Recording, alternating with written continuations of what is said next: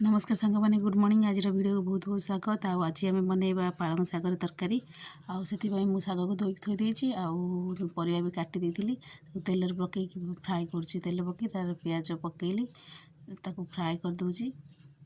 आग तेल टे फ्राए करदे बेसी अलग टेस्ट लगे से फ्राए कर देकी समय 2-3 मिनट फ्राए कर सारापर लुण हलदी लंका गुंड पकईकी फ्राए करदेली।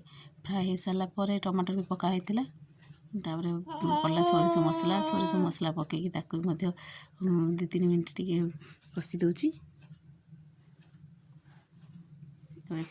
साग को काटी देछि टिके मसला गैस गला से पकईबी पालक साग पड़ो। मसला गैस गलानी से पकईली साग को टे घाटी देली।